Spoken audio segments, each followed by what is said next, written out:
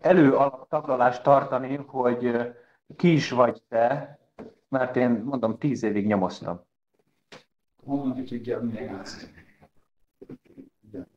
Zen találja. Ez van, hogy megkerültjét tud az ember, sokat tudja, hogy a másik. Szóval, 30 évig dolgoztam egyetemen, azt választottam, hogy amit még nem csináltam. Ülettem egyébként.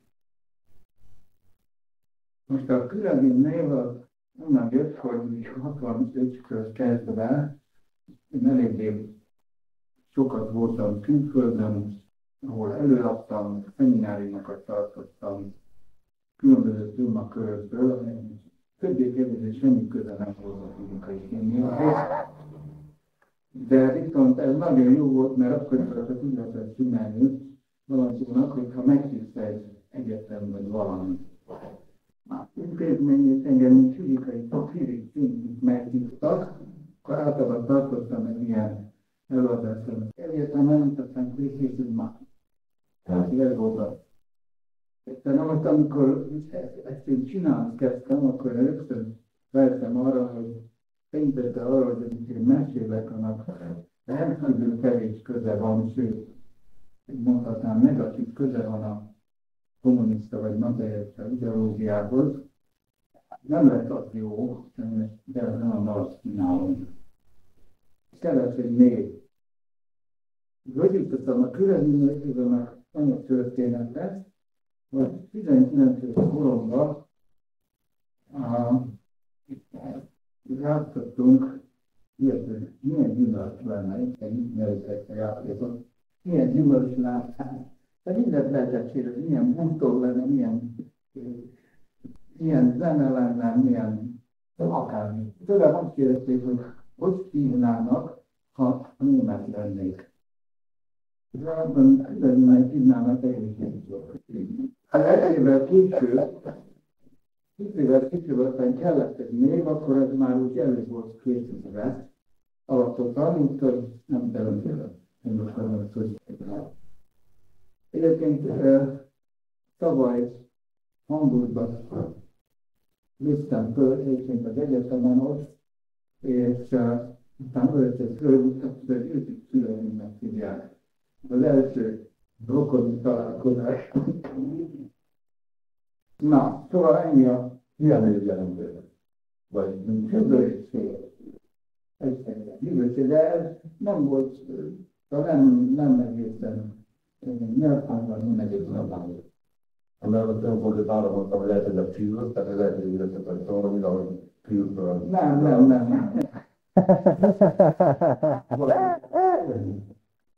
Fűz az megtelenül. Mondták, hogy egyébként nem lesz olyan nagyon gyűlös, többször mondták, hogy el nem mulasztják a viccet, hogy viccen fél van, akkor na persze, mert sem. Ilyenkor a tízázó kapta történetre a következőt, nagyon sokat foglalkozom, az emberi tudat minden részével, hogyan részével, vagy nem tudom, hogy mondjam, és ezért sok ilyen könyvet olvastam. Így olvasok most is, és ezek a könyvek számomra általában nagyon szerint kivételes, merő ellenszerét változtak ki, és fölfedeztem bennük, hogy állandóan fölfedeztek bennük gondolani hibákat. Miután nagyon sok könyvet írnak, erről a témáról is, nagyon túlnak volt, hogy az milyen könyvet elolvastam, hogy minden állítást próbálja megszáfolni, és valahogy gazdaságtalannak nincs nekem, hanem mert van egy szerszerűs, és abban rengeteg gaz. Mert a gaz is egy olyan dolog, hogy ha az ember valami gyomlál, akkor ennyit kell húzni, mint az egy kínos, hosszú és türelem igénylő dolog. És ezért én kitaláltam, kezdve ugyan ez nem érvényes, mert nem lehet ezt csinálni, de az ilyen eszmei és elmei gyomra kitaláltam azt, hogy hiszen ezek a hibák, ezek tipikus hibák. Tehát csináltam egy tipológiát erre a gondolathibákra, és egy-egy ilyen típust elneveztem kassa egy-egy élének, és így kiderült, hogy hamarosan felszaporodtam a élek, és végül nagyjából egészéből úgy gondolom, hogy 10 élő kasszával lehet itten nyomokat írtani, persze a kassa éleinek mérgezetnek kell lenni, ez nem utána nőjön. Most azért kassa, mert egy sulintással sokat lehet elpusztítani, nem kell egyenként. Minden könyvből, minden oldalon, minden fejezetben, hanem egy sulintással lehet dolgozni. Úgyhogy erről valamikor 84-ben, nem tudom pontosan, valamelyik Los Angeles egyetemen tartottam egy előadást a filozófiai fakultáson, abban a reményben, még elmondom, mint anekdotát, mert jó, abban a reményben, hogy majd utána parázsvita és veszekedés lesz, mint a veszekedést finomabban fejeztem ott ki, fölött, amit én elmondok, és talán itt is lesz veszekedés, vagy én szeretem az ilyet fölön, riadok ettől vissza, sőt, Bicska van, sorry.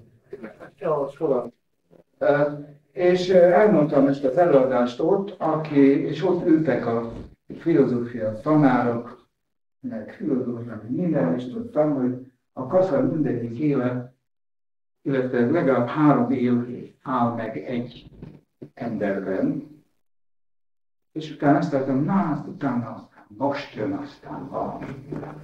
Nem jött semmi, és hanem dicsértek, fölálltak, és azok, akiket tudtam, mert ismertem a műveiket, meg a írásaikat, hogy a kassa élet, azok is fölálltak, és azt mondja, hát ez nagyon jó volt, ilyen-olyan, szóval dicsértek. De nem értettem a dolgot, aztán a dékától, akivel viszonylag jóban voltam, megkérdeztem, hogy lehet ez? Hát hiszen én ezeket kikészítettem, vagy legalábbis úgy éreztem, hogy miért nem bukkannak föl, vagy miért nem mondanak valami goromnak. Ja, azt mondja, nálunk a tanítás az egyetemen, és főleg a filozófiában, az olyan, mint a borbély munka. Tehát a borbély hazamegy, akkor ő neki mindenféle véleménye lehet, meg mindenféle gondolat, meg foglalkozhat ezzel, azzal, amazzal, de másnap, amikor bemegy a borbélyüzletbe, akkor csak elkezd tapanozni. Hát ez sajnos, ez tényleg így van, legalábbis Amerikában így van, nem tudom, hogy van most. Régen nem jártam meg különösen a műegyetem az egy ilyen szempontból hogy is mondjam, csak egyszerű hely, mert végül is a fizikát, meg a fizikai kémiát nagyon nehéz világnézetesít. Nem így a filozófiát, vagy a nyelvészetet, vagy valami ilyesmi, amiben aztán ugye kitombolhatja magát az irracionalitás.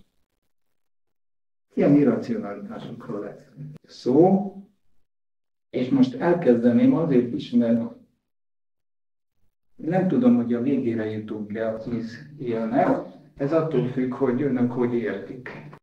Én azt érzem, hogy önök értik-e vagy ne. Hát azt szerint fogok hosszabban vagy rövidebben beszélni ezekről az dolgokról, és ne tessék komolyan venni. Szóval a humort nem lehet tanítani, ez egy alapvető dolog, próbálják csak meg, de azt hiszem, hogy ez nem csak a humorra áll, a gondolkodást sem lehet tanítani. Aki ellentmond, azt szívesen elbeszélni. Az első dolog, amit az első ilyen él, azt úgy hívják, hogy az értés redukálhatatlansága. Tehát az, hogy valaki valamit ért, visszavezetni valami másra, hogy mit tudom én, azért, mert az agya így meg amúgy. Semmire nem lehet visszavezetni. Ha megkérdezem önöktől, hogy értették azt, amit eddig mondtam, tessék, mondjon valaki valamit. Nem? Honnan tudja? Ja, hogy gondolja,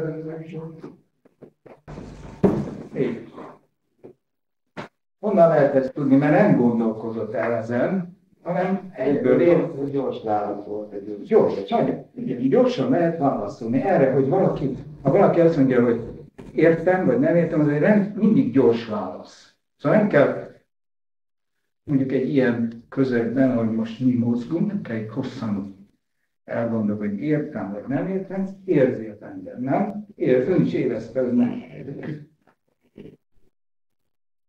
Azt is érzi az ember, hogy igen. Kettő között azonban nagy különbség van, mert ha azt érzi az ember, hogy igen, értettem, abban tévedhet. Kiderül 5 perccel később, hogy tévedett. Ha azt érzi, hogy nem, halálbiztos lehet. Az nem lehet, hogy valaki megértette, csak nem vette észre. Fantasztikus aszimmetria van.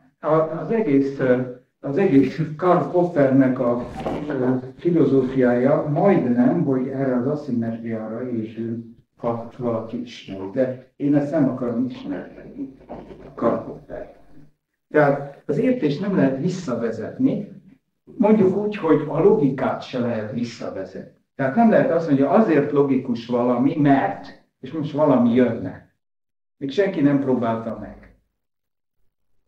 Amikor én egyszer megkérdeztem Rényit, hogy ki nem jelentéktelen matematikus volt, amellett, hogy még nagyon jól is tud gondolkodni, ami nem minden matematikusnál áll fönn, de önálló igen, megkérdeztem, hogy mi az, hogy az a bizonyos evidencia, a matematika evidencia. Tetszik tudni, Georg, nem tudom, hogy mennyire mérnök képzettségűek, vagy valami. Nem, az evidenciáról beszélek, tehát azt mondja, hogy ez így van, ez így van, ez így van, tehát. És most levonja a 3 valamiből a tehátot, akkor, tehát a tézist, amikor ezt a tehátot kimondják, akkor azért, na ez most matematikailag evidens, világos, átlátszó. Tehát. Én azt kérdeztem, hogy mi ez a tehát? Vagy más szóval, mi az a matematikai evidens? Rényi kicsit gondolkozott, kb. Egy 4 percet, és azt mondta, az egy érzés. Na, óriási csalódás volt, mert akkor így 21 néhány éves voltam, és akkor még nem tudtam, hogy ez tényleg így van, de viccel velem. Pedig nem. Amikor azt mondjuk, hogy ez logikus, vagy ez nem logikus, akkor érezzük. Ha azt mondjuk, hogy értem, vagy nem értem, érezzük. Érted? Igen? Érzik? Jó. És szeretnék valamit ellenvetni. Igen. Azt mondta, hogy a logika szabályai mennyire nem visszavezethetők. Én azt gondolom, hogy 2 szóból érdemes kiindulni, de ez nem bakafántosság. Megpróbáltam ezt a szót, hogy logikus lefordítani magyarra. Egybehangzó. A másik, hogy benne van a logosz, tehát arról van szó a logikában, hogy amit a görögök kispekuláltak, hogy például a kisebb és a nagyobbság arányának az elve, vagy az összehasonlíthatóságnak az elve. Ezek a végső elvek, hogy mit tudom, 3 nagyobb, mint 2, ez egyébként csak metafizikailag nem igaz, matematikailag, logikailag igaznak kell lennie. Ezek, én azt gondolom, hogy azért nem képezhetik kérdéstárgyát, mert ez egy ugyanolyan ostoba zsákutca lenne, mint hogyha azt kérdezném meg, hogy van-e Isten, vagy hogy holnap leszáll-e a nap este 6-kor a nem tudom melyik égtájnál, hegy fölött. Tudnélik, nem adom össze a két. Jó, de csak azt akarom mondani, hogy a logikának az alaptörvényszerűségei úgy gondolom, hogy tőlünk kívülállóak. Ezt a gondolkodást csak megismerheti valamilyen fokon. Na de hát akkor... Ezért nem lehet visszavezetni. Ja, hogy ezen túl van az ön horizontja. Persze. Az már. Ezért pontosan ez nagyon köszönöm, mert sokat lendít a dolgon, érzem. Tehát az lehet mondani, hogy a gondolkodás megmagyarázhatatlan, tiszta empíria. Ez nagyon fontos. Tiszta tapasztalat. Nem lehet azt mondani, hogy azért gondolkodom így, mert ez maga is már gondolkodás, valami készre. Minden visszavezetés, tehát minden redukciója ennek a gondolkodásnak, de nem csak a gondolkodásnak, erről már talán lehet még beszélni, de lehet, hogy nem ma, hanem mindenfajta értés visszavezethető. Tehát nem lehet, azért értem, mert, és most jön valami. Megint ne arra, hogy én... Tudod, örülök, hogy jön. Na de hát Herkülevind az Isten is megveri magát, hogyha azt mondja, hogy a gondolkodás az empíria, mert hogyha az Archimédes ott ül a kádjába, és egyszer csak egeresztikusan, ahogy azt mondják, vagy heuresztikusan rájön valamire. Igen. Tehát tulajdonképpen a kanti gondolkodás éppen itt húz el az angol száztól, hogy tisztán jó ez a szójáték, elméleti, elvi, elmés úton jön rá arra, míg a másik, az angol száz típusú, 98,5 órán át tapasztalati konzekvenciák levonása után jutott el. Ez meg csak fogja és lekattintja a valóságot, tehát egeresztikusan rájön a dologra. Ez az intuitív fajta rájövés, ez nem tapasztalat. Itt nincs idő. Ja, hát nem is kell, ez az igazi gondolkodás. Na de hát... És ez egy... Szóval az, hogy nem tapasztalás, annak van egy hátsó kijárata. Azért nem tapasztalás, mert nagyon gyors. Én nem mondtam, hogy tapasztalás, az a fontos, hogy eredménycentrikus legyen. Mindegy, én azt mondom, hogy az egyetlen közvetlen tapasztalás az épp a gondolkodás. Minden egyetet a gondolkodás közvetít. Érthető? Tehát amit úgy elmesélünk, vagy tanítanak nekünk, hogy úgy kezdődik a tudomány, hogy megfigyelek, jó, megfigyelek mindent, az egy nagy, óriási tévedés, sőt csalás, mert nem mindent figyelem meg, hanem nagyon gondosan tudom válogatni, mit kell megfigyelni. Tehát amíg meg nem volt a természettudománynak a fogalmi rendszere, addig nem tudták, hogy mit kell megfigyelni. Tehát nem, például, mondok egy példát, nem tudták, hogy azt kell megfigyelni, hogy ha valami esik, akkor mennyi idő alatt mennyi utat tett meg. Ez csupa fogalmi dolgot körülött, és amíg ezek a fogalmak meg nem voltak, addig bizony, ez jó pillanatban volt. Addig bizony, nagyon rúgtam magamat utánozni egyébként.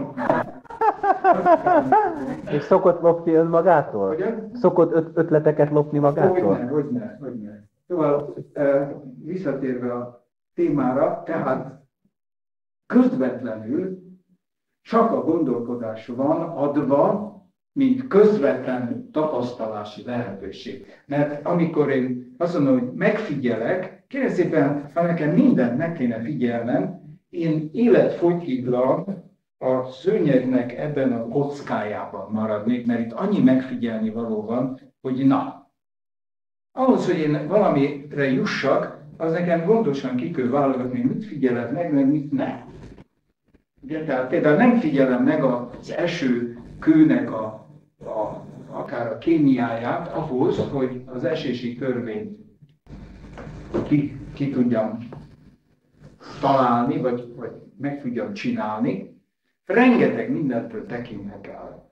És először már egy elméletkől, hogy mit kell megfigyelni, és ez a természettudománynak az egész szerkezete és egész történetet bizonyítja, hogy amikor jól megvolt amikor Newton megcsinálta a hasonfekve, a diványon hasonfekve az ő mechanikáját, attól kezdve tudták, hogy mit kell megfigyelni. És tudták, hogy mit kell kísérletezni, előtte pedig nem. Márpedig Newton hasonfekve csinálta a dolgokat, nem tudom, ismerik ezt a nagy történetet, hogy hasonfekve kitalálta azt, hogy ha a Föld gömb, és forog, akkor a két sarkán be kell lapuljon egy kicsit. Érthető? Egy alma. Nem egészen egy alma, de szóval, hogy ott be kell az észak és déli sarkon, tehát a forgástengely két végpontján be kell, hogy lapulva legyen. Hát ezt nem hitték el neki, és ugye az a 18. század, fölszereltek vitorláshajót, Frobisher kapitány vezetésével elindultak az északi sark fele, hogy majd ezt kimérjék. Kérem szépen félig megették őket egy jegesmedvék.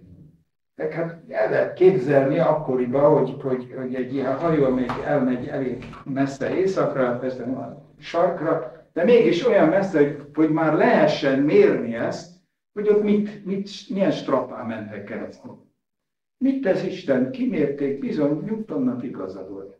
Amit ő a díványon hasonlókre kitalált, Frobisher úr félig megfagyva, félig medvéktől pusztítva, kimérte, úgy van. Na, ez egy nagyon szemléletes dolog, mert példázza azt, hogy mire képes a gondolkodás. Még ha olyan elhamikus gondolkodás is, mint a Newtoné, aki egyébként nem kísérletezett, ezt most hadd árulom el, rendkívül keveset kísérlet. Hihetetlen sokat gondolkodott, néha még a levezetéseiben is van hiba, tehát olyan hiba, amit mint olyan fizika egyetemi hallgatótól rossz néven vennénk a vizsgán, olyan hiba van benne, néha a levezetéseiben, ettől függetlenül fantasztikus, hogy hasonfekve, ezt már csak én mondom így, tehát otthon üldögélve mikre jött rá. Elképesztő. Na, hadd térjek vissza a gondolkodás visszavezethetetlenségére. Nincsen, még egy dolog van, ami érdekes, hogy a gondolkodás átlátszó önmaga előtt. Tehát ha egyszer gondoltam valamit, akkor én azt értem. Lehet, hogy olyat mondok, amit nem értek, de nem lehet, hogy olyat gondolok, amit nem értek. Vagy például, ha gondolok valamit, akkor nem lehet az, hogy én önösször lenne szíves elmagyarázni nekem, hogy mit is gondolok, mert talán jobban értik mindig. Gondolatolvasmának, akkor megmondom el. Ez nem gondolatolvasás, a gondolatolvasó nem tudja jobban, csak esetleg tudja, hogy mit. Tehát ez az egyik dolog, és ennek van egy praktikus következménye, ami nagyon érdekes, hogy a tudatot nem lehet modellezni. Ez egy nehéznek tűnő állítás, de állítom, hogy rögtön meg fogják látni, hogy mit akarok ezzel mondani. Mert tessék elképzelni, hogy lemodellezném én a tudatot, és ide tenném ide a zomborára a modellt. Miben különbözik ez a modell az én tudatom? Én mindent elkövetek, hogy nagyon precíz modell. Tehát én megfigyelem magam, meg másokat, hogy is, mint is erre, arra, és leteszem. Egy dolog ebből a modellből hiányozni fog, nevezetesen az, hogy az a kívánság, hogy ő magát lemodellezze. Ez biztos. Tetszik érteni? Ez nem lesz benne. Hogy még egyszer, hogy ő magáról egy modellt készítsen, ez nem lesz benne. Ez benne. Esetleg. Mondjuk én szívesen megcsinálom ezt. De ő benne nem. Mert ő a modell. A modell abban különbözik az eredetitől, hogy nem modellezi magát, nincs benne ez az ötlet sem. De jó lenne, ha még egyszer magamat így lenne. Tehát természetes a dolog abban van, hogy a visszavezetés, tehát hogyha a logikát, vagy a gondolkodást, vagy az értést, ezek most itt szinonimaként szerepelnek, ezeket vissza akarnánk vezetni bármire is, mindig az értést és a gondolkodást használunk. Eközben. Amellett, hogy ezt még senki sem próbálta meg, hadd tegyem hozzá, hogy hadd egy kis agyfiziológiát is keverjünk ebbe a koktélba. Nagyon 10 komponensű koktél lesz, úgyhogy felállítókat végül, kétlen, most már. Tehát ugyanis az agyfiziológiát titokban tartják az agyfiziológusok, mint sok minden más is, más szakmában. Az agyfiziológia szerint ma a helyzet az, hogy nem az agy gondolkodik, ami egyébként egy önmagát elakasztó állítás, egy öngyilkos állítás, mindjárt rátérek az öngyilkos állításokra, hanem ahogy azt John Eccles és Karl Popper írtak egy közös könyvet, ennek a címe magyarul, azt hiszem, hogy nincs magyarul, az én és az ő agya. The self and its brain. Aminek a érdekessége az, hogy az agyfiziológus, Nobel-díjas Eccles, azt állítja, hogy az agy egy eszköz, amit valaki használ. A Popper ezt kétségbe vonja, mert ő nem olyan, ő nem ért az agyfiziológiához, ő a gondolkodáshoz látszólag ért, filozófus. Azt mondja, hát ez nem biztos, meg minden úgy, de az Ecclesnek rendkívül jó, mérhető, mért bizonyítékai vannak arra. Ez egyik dolog. Másik az, hogy arra jött rá, hogy ez egyébként nem Eccles, ez későbbi. Ezek 20-25 éves eredmények. Én biztos vagyok benne, hogy önök közül, csak nincs valaki agyfiziológus, vagy nem olvasta ezeket, nem tudja. Nem tudja azt sem a legtöbb ember, hadd fecsegjek egy kicsit, jó? Mert szóljanak a unalmas. Tessék nyugodtan, hogy ismerjük, régi mese.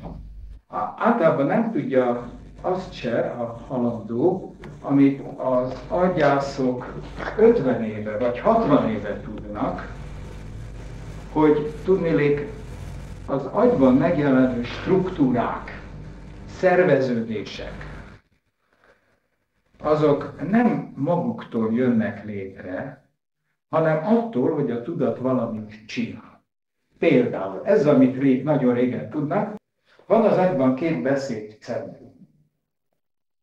Most, amikor a kisgyerek megszületik, akkor ezekben a beszédcentrumokban nincsen még struktúra. A struktúra később jelenik meg, nevezetesen akkor, amikor a kisgyerek már beszél. És ha nem beszél véletlenül, mondjuk ilyen farkasgyerek, vagy van 24 olyan eset az irodalomban, ami tanulmányozott, ahol a gyerek valamilyen körülmény folytán nem emberi környezetben nő föl, vagy olyan emberi környezetben, amelyik nem beszél hozzá, akkor nem alakul ki a beszédcentrumokban az a struktúra, amely képesít minket arra, hogy ilyen folyékonyan és, hogy mondjam, strafa nélkül beszél.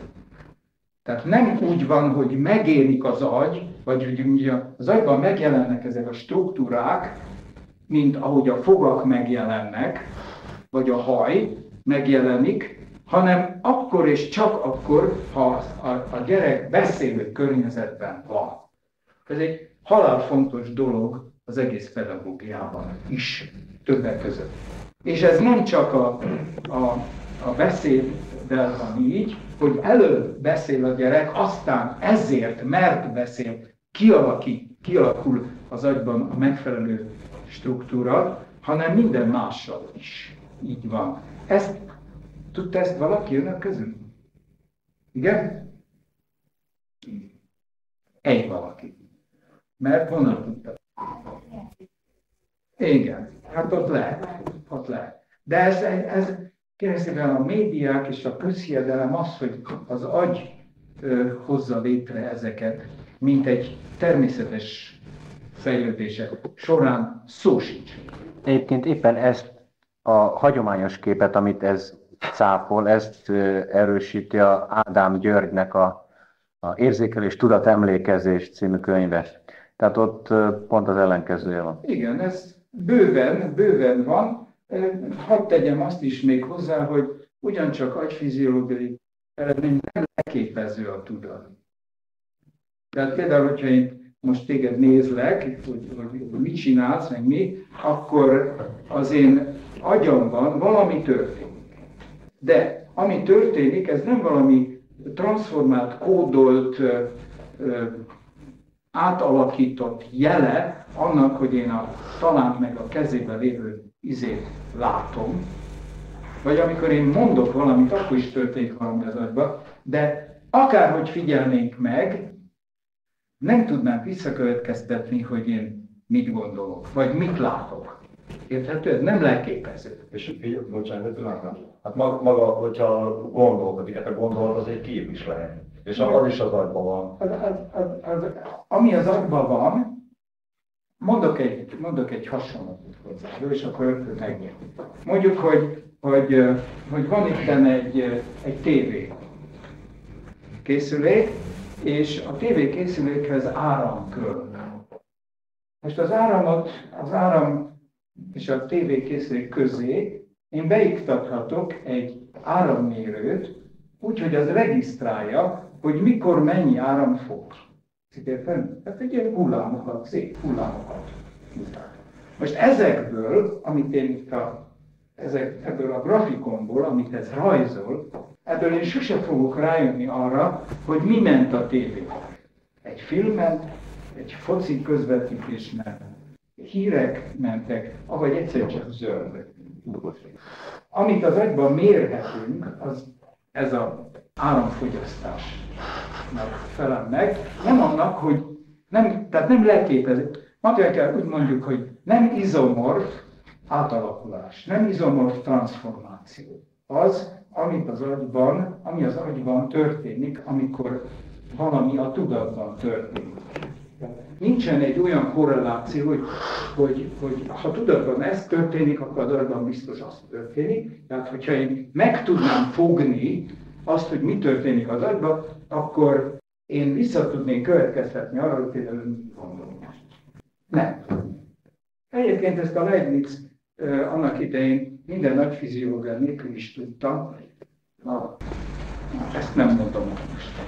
De azt szeretném mondani, hogy az Ádám könyvnek abban azért igaza van, hogy azt mondja, hogy amikor valamilyen emlékkép, tehát hangsúlyozni kell, hogy ez a gondolkodásnak egy határterület, amikor valaki emlékezik valamire, valami emlékképünk felvillan, az azt mondja, hogy 3 szinten működik. Először is az, hogy valamilyen akciós potenciál keletkezik a dendritek között, 2, valami kémiai vegyület, 3, hogy bizonyos, például az oszlopos állománynál levő bizonyos kis sejtek bevillannak, vagy nem, és hogyha ezt egy felső ilyen videokamera nézné, az, hogy mely helyeken milyen lámpácskák gyulladnak ki, kiad egy pillanatnyi alakzatot, amely azt mondja, hogy a másodperc tört része alatt milliárd módon, mint egy óceánnak a felszíne nézvén egy űrhajó változik.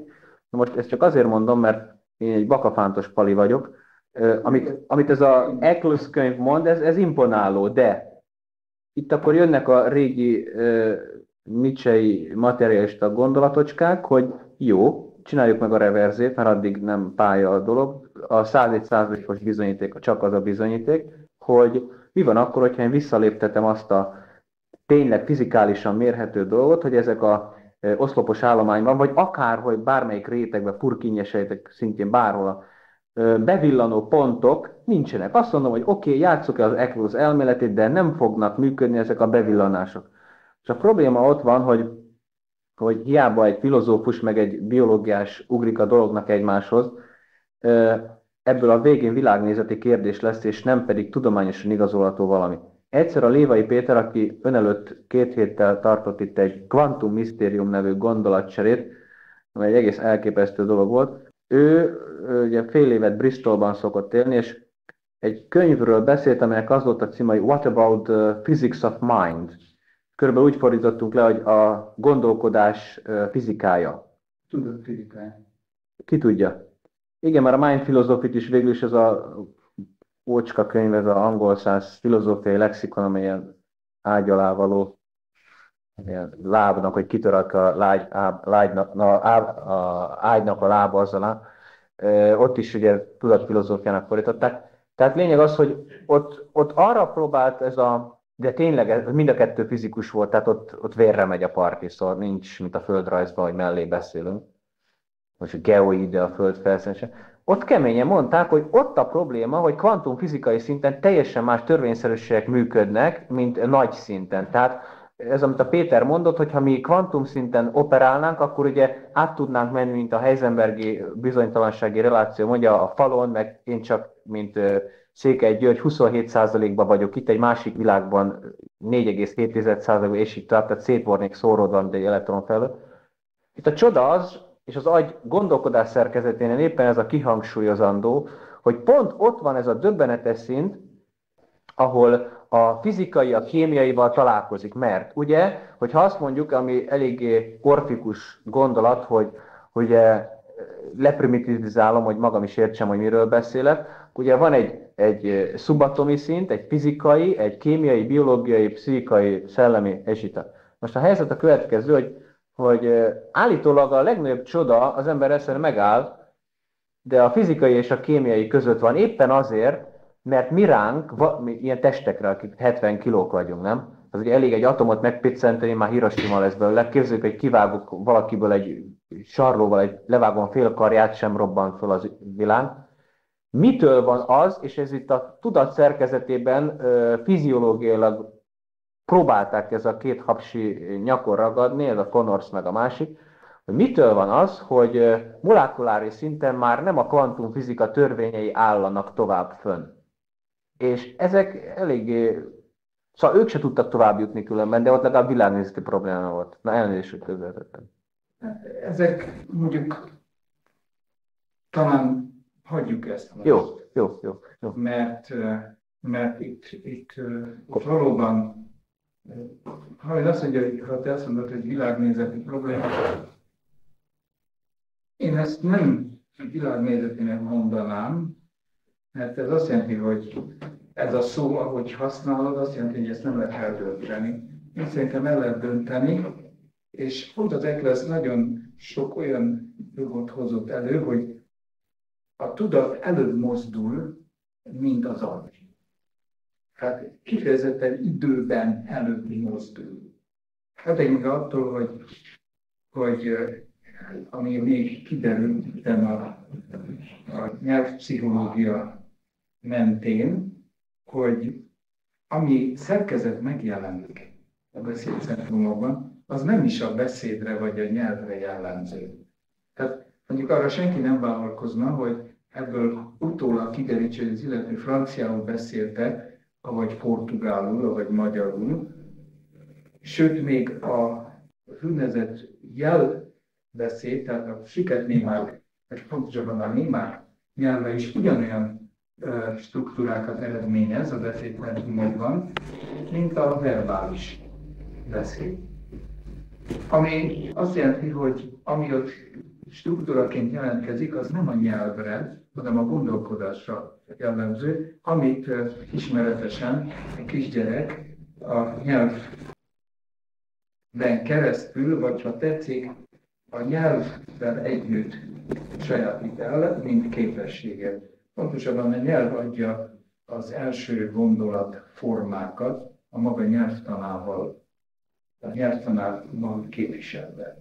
Tehát még mondjuk ez a beszéd is, tehát abszolút nem verbális beszéd, ugyanolyan struktúrákat eredményez, és egyébként kiderült ezekről talán 8 féle ilyen beszélő nyelvről, hogy ezek teljes nyelvek, szóval ezeken lehet költeni és írni. Szóval itt sok minden van. Nagyon, ha már itt vagyunk, hadd említem meg, nem tudom, hogy de azt hiszem van magyarul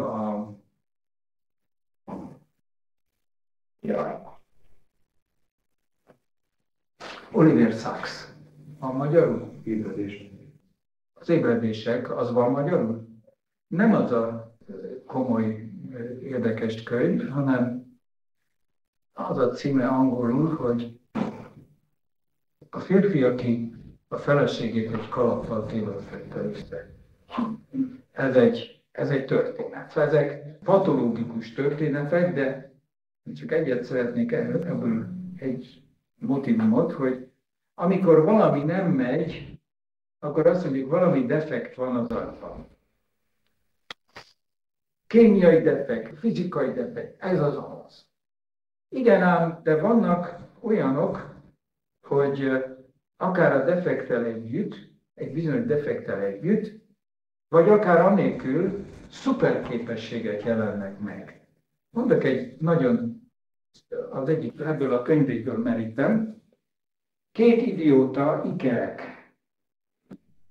Nem tudnak semmit, nem tudnak beszélni rendesen, nem tudnak, életképtelenek, ellenben. Hogyha megkérdezik tőlük azt, hogy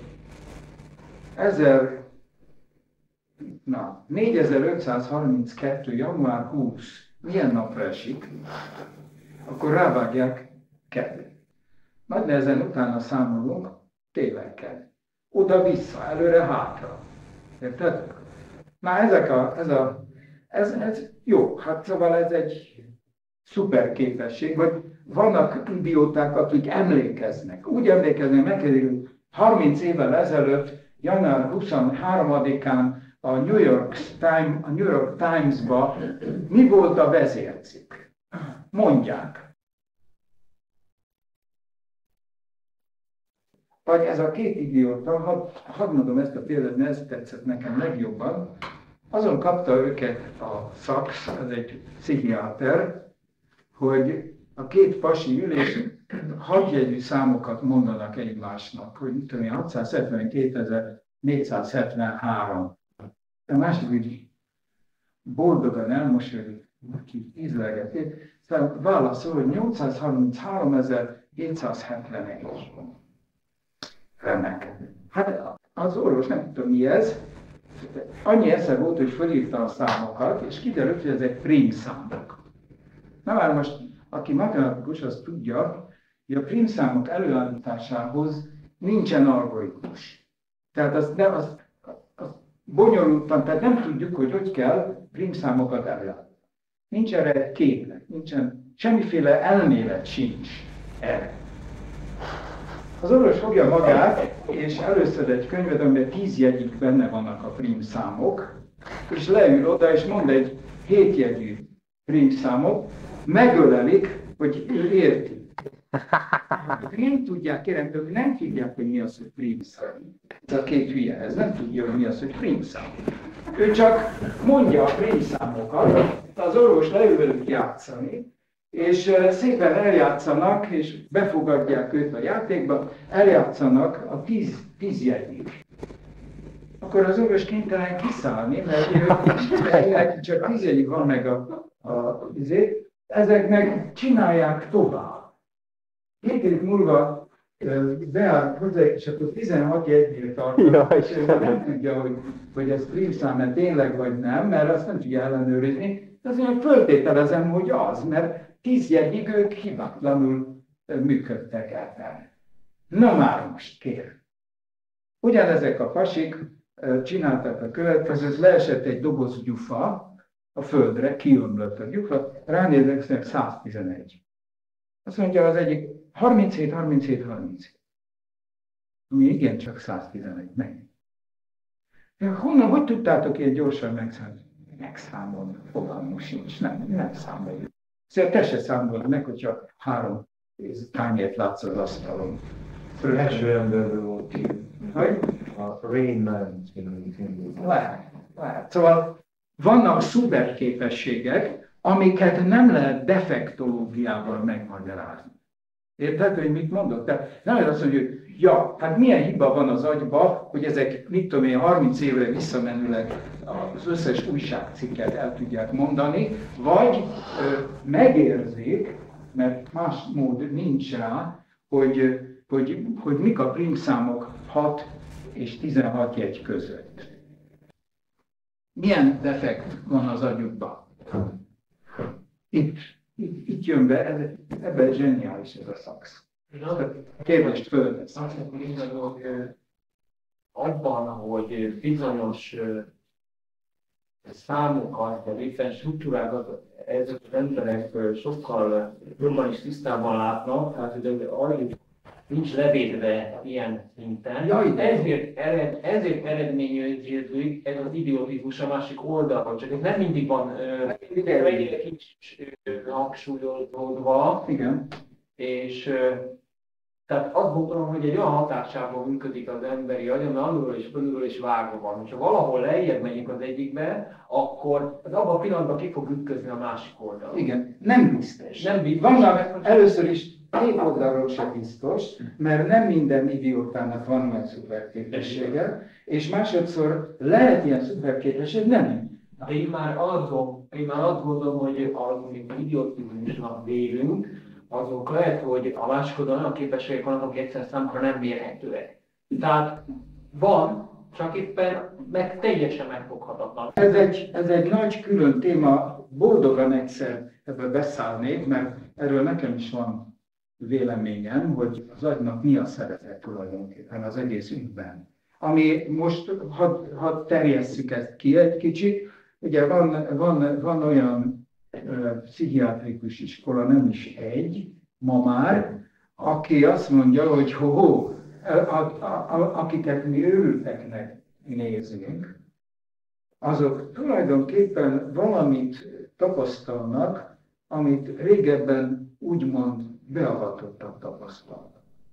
Csak ma már ez össze-vissza van keverve minden egyébben, de van egy ilyen Ronald Lang, csomó könyve van magyarul.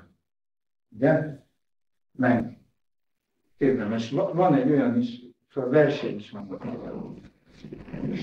Dying, így írják. Tehát érdemes, itt nagyon, ezek valóban határtörténetek, és így fogja fel ez a szax is. Kérem szépen, ezt az értés redukálhatatlanság, én elneveztem ezeket az éleket, elláttam őket néven, így hívják, hogy Ouroboros, a farkában harapó kígyó. Ez. A következő, azt viszont úgy hívják, hogy tepsi. A következő, a tepsi az azt jelenti, hogy ilyeneket mondok, hogy nincsen biztos megismerés. Vagy azt mondom, hogy semmilyen, minden relatív. Minden kijelentés relatív. Érthető? Már értjük, hogy mi a tepsi. A tepsi ugyanis olyan eszköz, aminek a nyele kiáll. Nem a tepsiben van. Tehát én a nyelénél fogva fogom, aztán azt mondom, hogy a nyele az, hogy amit én mondok. Például az, hogy minden relatív. Most a minden az benne van a tepsiben, de ez a kijelentés kiáll belőle, mert ha ez is relatív lenne, akkor nem mondtam se. Tetszik érteni?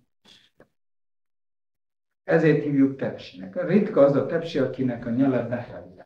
És a tepsit hozza, aminek nincs nyele. Ezek nyeles, mindig nyeles tepsik. Abban elfér bele. Tudnék, megmondom miért, mert mindig elfeledkeznek arról, ami az állítás. Tehát, hogy az állítás nem tartozik az állítás tartalmába. Maga az, hogy állítom. Tehát azt mondom, hogy nincsen biztos megismerés. Az egész szkeptikus filozófia beleesik a tepsibe, ebbe, mert nincsen biztos megismerés, kivéve ezt az egyet. Most lehet itt még izérgetni, hogy és ez biztos. Egy következetes, rendes ficka azt mondja, hát ez se biztos. Mondja ő, azt hiszi, hogy most kimászott. Nem mászott ki, mert a következő kérdés az mondja, de ez az utolsó állításod, hogy ez se biztos, ez hogy áll? Ezzel hogy áll? Ez se biztos. Na jó, és így tovább. Tehát ez a test. Ilyen rengeteg van, köszönöm szépen, nagyon kell. Ilyen rengeteg van. Ez azt jelenti, hogy a kijelentő személy megfelelkezik a kijelentés tartalma mögött álló aktuális kijelentésről. A kijelentés tartalma ellentmondásban lehet a kijelentés tényével. Például ilyen, hogy a gondolkodás szubjektív, például ilyen, mert ha igen, akkor ez is az. Már szóval ezek tipikus öngyilkos, az öngyilkos gondolkodás, vagy öngyilkos gondolatot, így áttekeri magának micsodát, a kötelet, aztán átdobja valami, és így húzza. Ennek nagy sikere volt, a Tepsinek az kiváló volt. Aztán itt van egy ilyen, hogy harmadik az általános definiálás lehetetlensége, ami egyébként közhely, már a középkorban tudták ezt a okosabbak, hogy nem lehet ám mindent definiálni, mert nincs mivel. Tetszik érteni? Tehát, hogyha én azt mondom, hogy egyébként vitákban ez nagyon sokszor, hogy mit ért ez azon a szón, hogy? Na, erre én szerencsétlen azt mondom, hogy ezen a szón azt értem, hogy, és mondok 5 más szót. Erre mit csinál az én partner? Azt mondja, na de most ezt az 5 szót kell ám rendesen definiálni, ugye egyre több definiálni való van, és kifogyok a szóból, áttekintve attól, hogy kérem szépen, én mindig fölteszem ezt a feladatot, feladom, hogy azt a szót, hogy igen, szíveskedjenek nekem megmagyarázni, nem értem, hogy mit jelent. Vagy az, hogy nem. Noszakolom. Hogy? Ez alap. Na, de hát ez egy alapfogalom, hát ezzel nincs megmagyarázva. De önnek teljesen igaza van, az alapfogalmakat, és ebbe tartozik lényegében minden nyelv adta szó. Minden, amit a magyar, vagy bármelyik nyelv, mint ősi szót hoz, az ebbe tartozik. Mert én megkérdezem, hogy mit jelent az, hogy értés? Mit jelent az, hogy magyarázom? Magyar. Mit jelent magyarázom? Na, mit jelent az? Mit jelent az, hogy mit volt? Pontosan így tartunk, szóval ez egy nagyon, ezt úgy hívtam, hogy a pedás. Ezt az úgy hívtam, pedás, hogy mindent meg akar magyarázni, csak sajnos ez ment. Ezt egyébként Aquino és Szent Tamás nagyon jól tudta, hogy nem megy, de hát ezt sem mondom el. De attól, hogy a nyelvi követhetőség szintjén nincsen magyarázata, az nem jelenti azt, véleményem szerint, hogy nem tudjuk azt, hogy mi az, hogy igen vagy most. Dehogy nem, repekült. Hát épp ezt mondom, persze, ez nyelvi közölhetőség szintjén nem működik. Repekült. Oda Fonneguttnak azt hiszem az igaz, ahol ketten összedugták a fejüket, és Fonnegutti a mérlegbe. Szóval egy zseniálisan látta Fonnegut is, hogy neki nem kellett egyáltalán beszélni, ez már egy tökéletlen közlési mód, és egy tökéletlen információs forrás, de ezek a dolgok azért működnek. De mennyire működnek? Vagy Képzelj, egy működnek. zene is, szóval meg nem tudom mondani, hogy mi az. De ha beszélek egy hasonló érzékenységű emberrel, akkor mindenképpen kristálytisztán fogjuk tudni, hogy mi az, amit az a zene ott csinál. Ez az egész beszéd, gondolkodás intuitív eredetének a döntő bizonyíték. Egyébként a Habernak is volt erre egy megjegyzése, csak nem nagyon vették észre. Van egy ilyen rádiódarabja, ahol kitalálnak egy egyértelmű nyelvet. Ez régi törekvése volt a bécsi iskolának, hogy azért nem értjük meg egymást, mert a szavak nem egyértelműek. Tetszik érteni? Tehát a legjobb lenne csinálni egy olyan nyelvet, ahol minden szónak csak csak is egy értelme van, akkor aztán jól megértenénk egymást. Hát sajnos ez a darab szerint sem megy, a Haber darabja szerint sem megy, de nincs megmagyarázva egészen, hogy miért nem megy. Én tudom, hogy miért nem megy. Azért nem megy, mert mondjuk, hogy mi ketten próbáljuk ezt csinálni. Jó? És azt mondom, hogy kérem szépen, az ember szó azt jelenti, hogy és most mondok valamit. Igen ám, de amit én így mondok, tetszik érteni, azok a szavak nincsenek még konvencionálva. Tehát ott azok nem egyértelműek. Hát akkor hogy állapodunk meg? Egy szóban is, hogyan állapítjuk meg egy szó egyértelmű jelentését is, akkor állandóan használni vagyunk kénytelenek azt, ami még nincs egyértelműsítve. Egyébként a matematikában ez van itt matematikus rendes. Nincs egy darab sem. Rendezlenek vagyunk. Gödel tétele az egy remek. Matematikában ezt fogalmazza meg, nem lehet egy konvencionált jelrendszert létesíteni, anélkül, hogy ne nyúlnánk kívülre. Elmondom magyarul.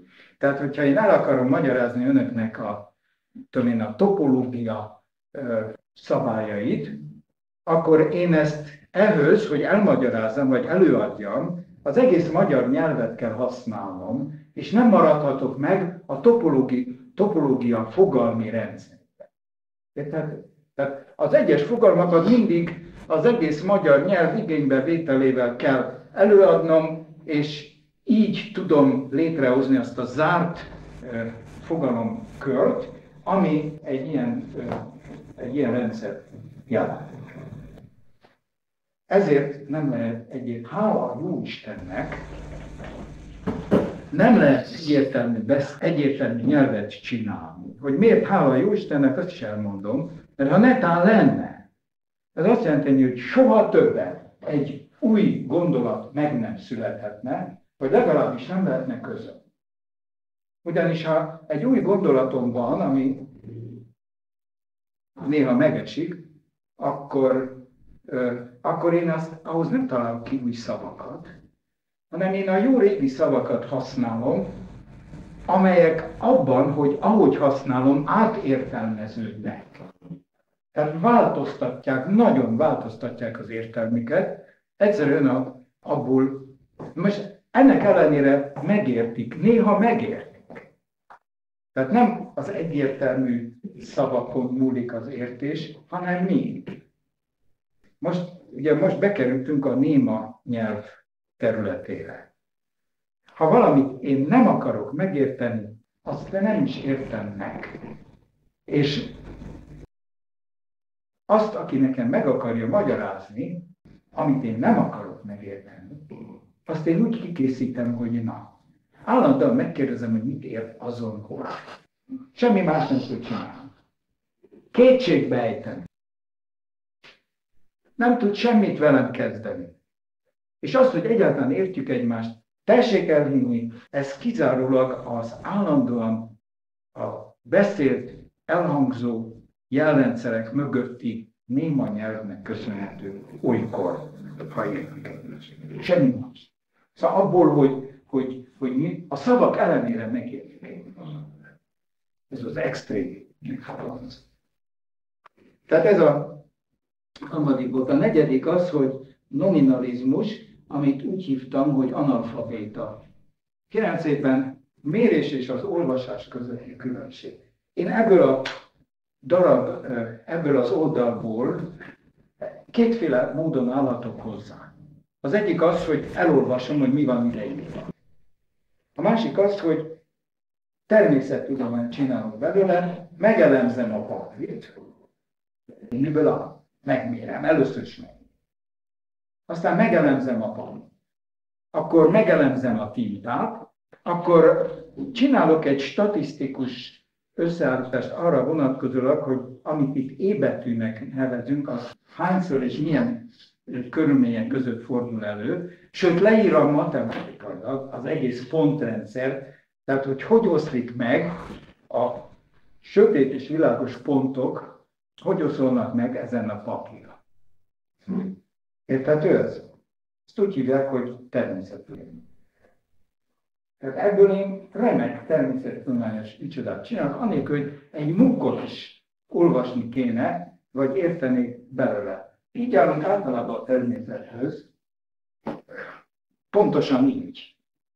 Ez nem az utolsó szó, amit a természetre vonatkozóan kimondunk, vagy ki volt mondva, mert hiszen nagyon jól tudjuk azt, hogy a középkorban még úgy tekintettek a természetre, mint egy szövegre, amelyet ugyan nem tudnak olvasni, de szövegjellegű. Érthető? A természet könyve. Hogy azért más hozzáállás is lehetséges, azt én abból szoktam megtudni, hogy én nem tettem, hogy vegyész képzésű vagyok, és ezért nagyon tisztelem azokat a vegyészi teljesítményeket, amelyeket mondjuk Egyiptomban, Babilonban, vagy valahol ezen a területen hoztak létre, vagy akár a görög kerámia teljesítményeket.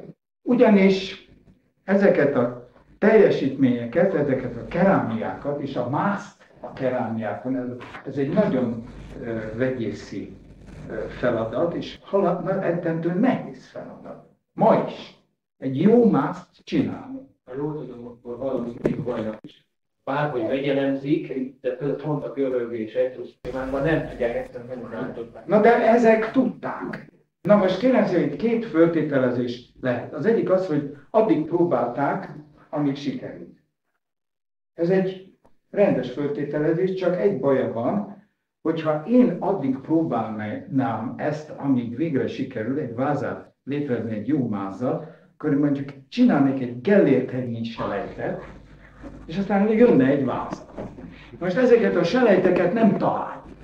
Tehát nem találjuk a Gellért-hegyi selejtet. Egyáltalán nem. Hasonlóképpen nem találjuk az összedőlt gótikus templomokat. Ha addig próbálták azt az építkezést, tessék csak elkezdeni statikai számítás nélkül, addig próbálgatták azokat, hogy lehet ilyen tornyokat meg, amíg végre rájöttek. Akkor tessék most elkezdeni, hogy addig próbálnánk mi. Hát létrehoznánk mondjuk 5000 összedőlt izét, aztán talán sikerülne. Most a történethez hozzátartozik, hogy összesen egy olyan gotikus katedrálisot tudunk, amelyik összecsuklott. Az is a korszak végén történt, nem az elején, és csak egy. Rengeteg leégett. De hogy összedőlt volna, ez nem igaz. Piramis építés. Hát nem addig próbálták építeni, míg végre sikerült, hanem mindjárt elején sikerült, aztán jött egy, ami nem sikerült.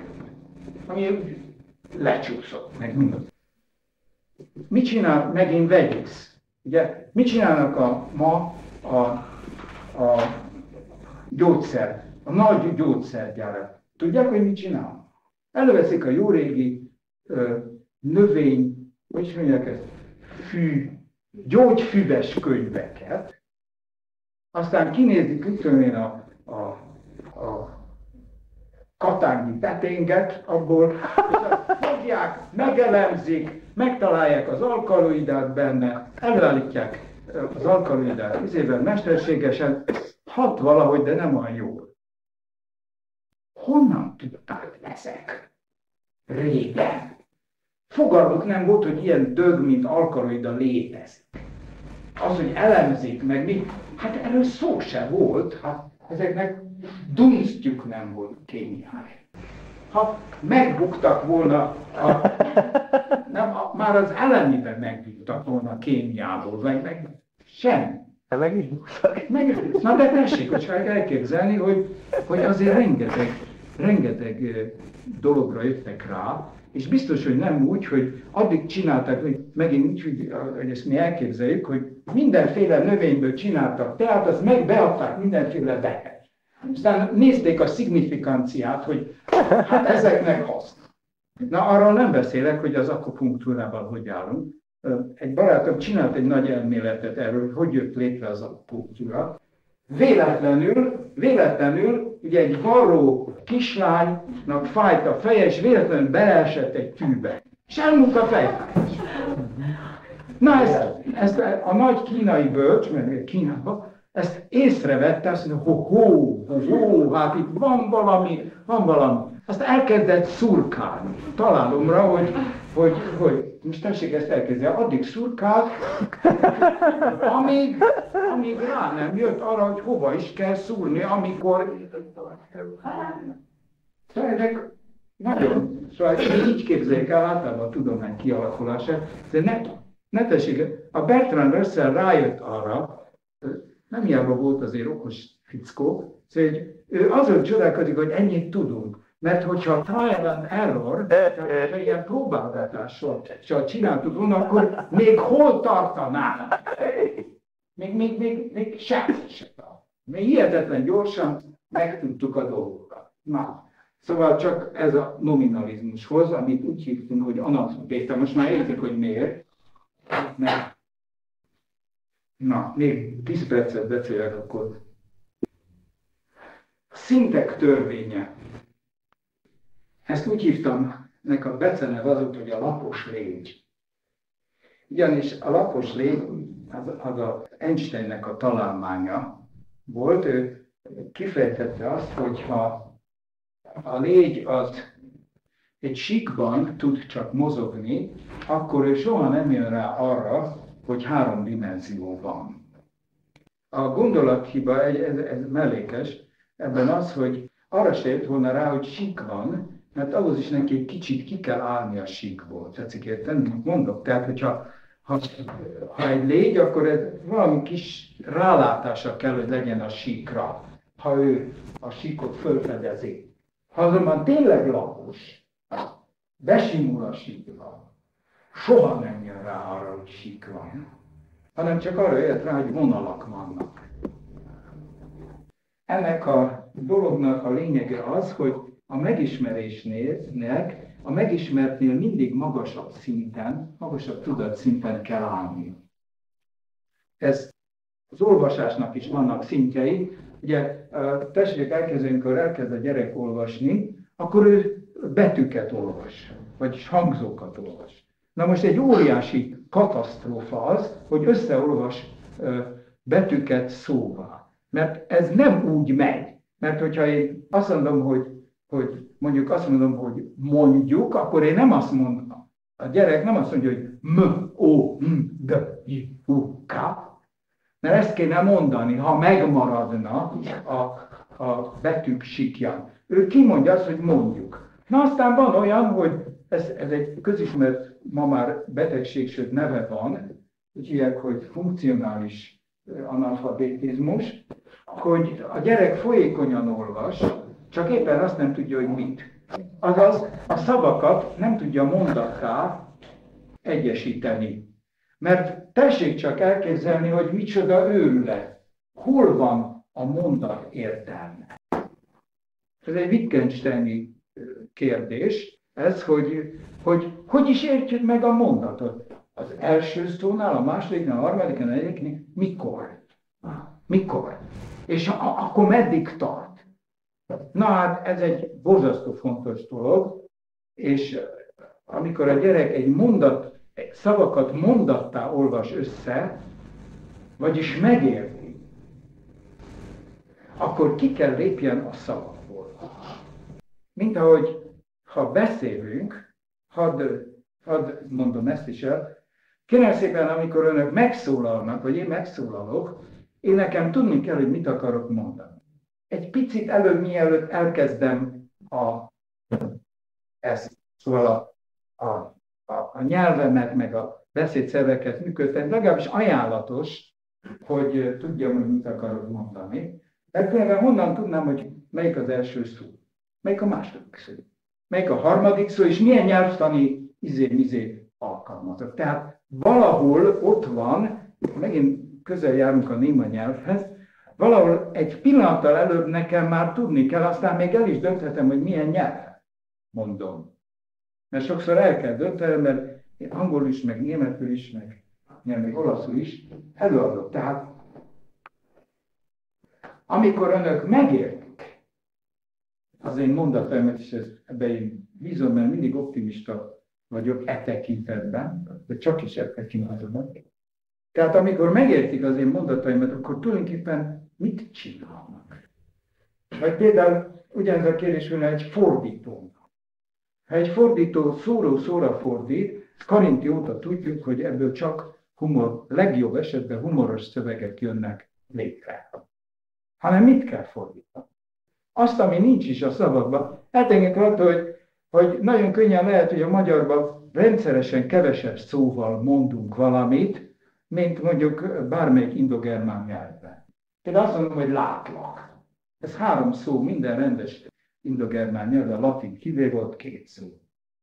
De hát, ugye, tehát mit fordítunk le? Azt a nyelven túli valami értelmet, amiből minden tisztességes mondat ered, vagy amit el kell érni, ha meg akarjuk érteni. Ez a szavak előtt-fölött van szintek. Tetszik érteni? A betűk szintje, vagy hangzók szintje, a szavak szintje, a mondat szintje, és az értelem szintje. Amit, ha nem ér el a gyerek, akkor folyékonyan olvas, csak nem tudja, hogy mit. Megkérdezed, mit olvastad? halvány fogalmas. Folyik.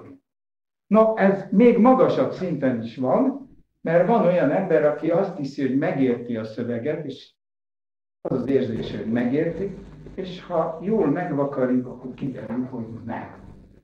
Mert még a szövegeken belül is, hogy is mondjam, vannak olyan ezotérikus szövegek, ezt idézőjelben mondtam, amiknek nagyon sok szintje van. Magának a szövegnek. Nem informatív. Nem informatív szöveg, hanem mondjuk olyan... Hangsúly nélkül.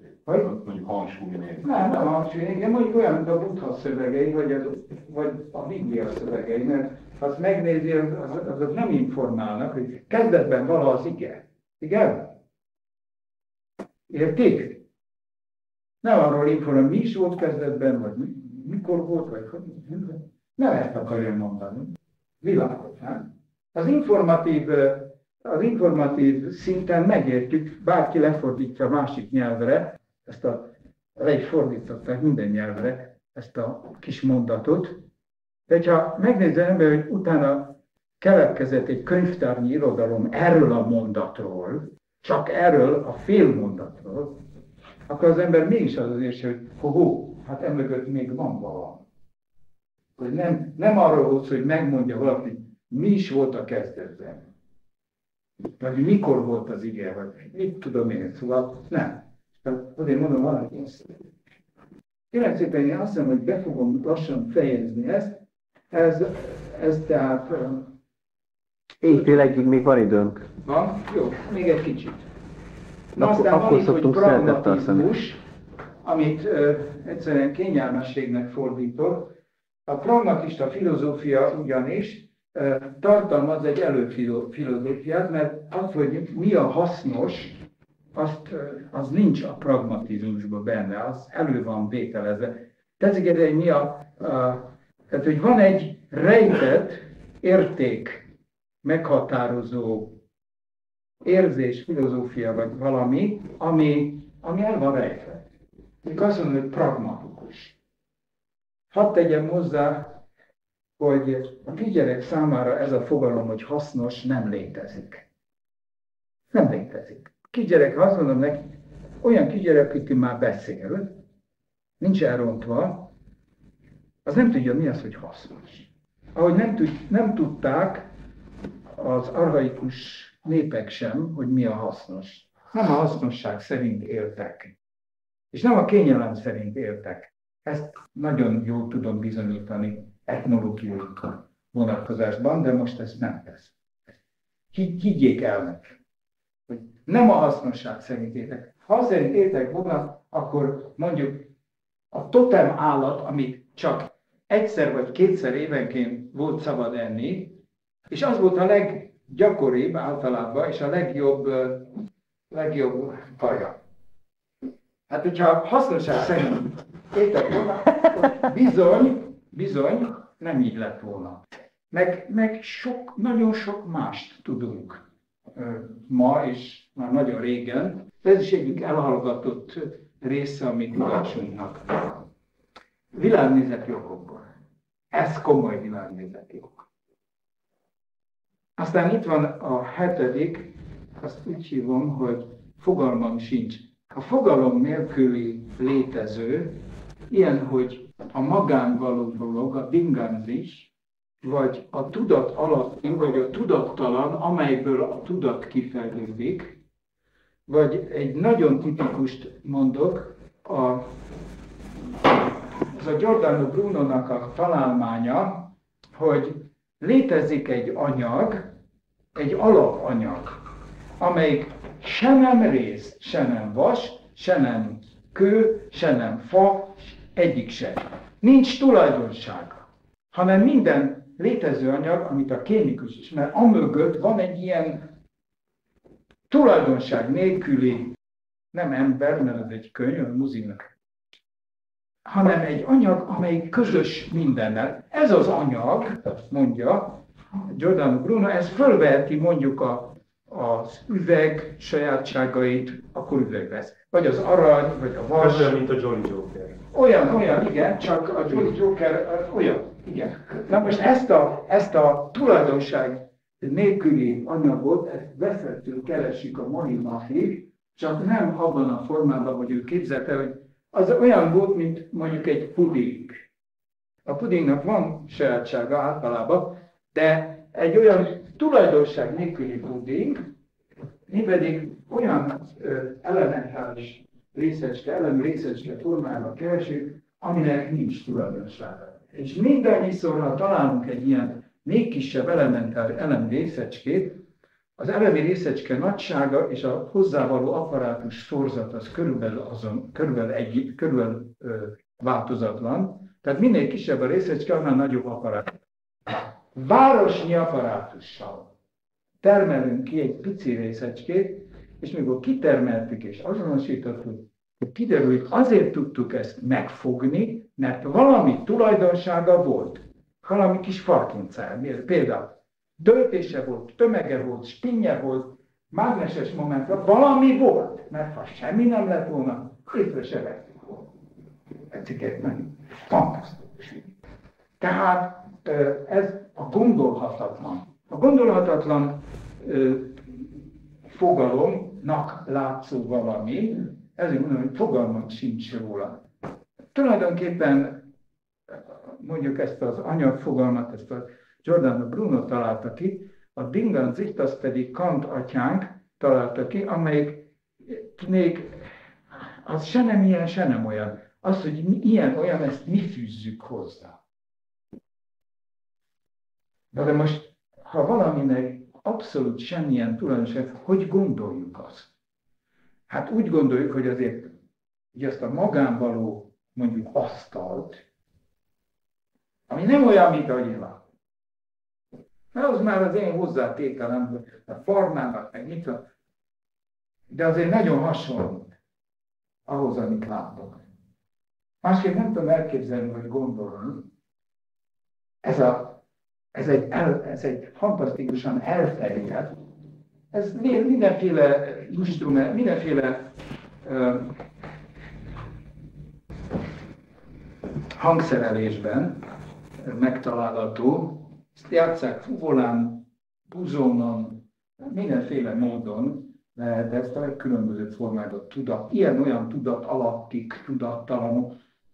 A Jungnak az a fantasztikus jó kis képe, hogy a tudat alatti óceánjából emelkedik ki a tudat kis szigete, amely azonban megfogalmazza ezt az óceánt. Mégiscsak. Beleillik az elsőbe a farkába rakó kígyóba is, de ez külön tárgyalom így. Na aztán a tudati tapasztalások visszavezetése észleleti elemekre, erről volt szó az aggyal kapcsolatban, például így, hogy ezt úgy hívtam, hogy malom. A malom az a Leibniz képre való visszaemlékezés, ő állította fel ezt a képet, hogyha akkorára kinavítanánk az agyat, mint egy malmot, és abban ide-oda tudnánk járni, és mindent meg tudnánk figyelni, mondta Leibniz, akkor sem tudnánk, hogy a tudat mit csinál. Ha az agyban mindent meg tudnánk figyelni, akkor sem tudnánk rájönni, hogy a tudat mit gondol, vagy mit képzel valami. Hát ez mai... Akkor lenne műlevünk. Vagy? Műlevünk. Műlevünk. Ó!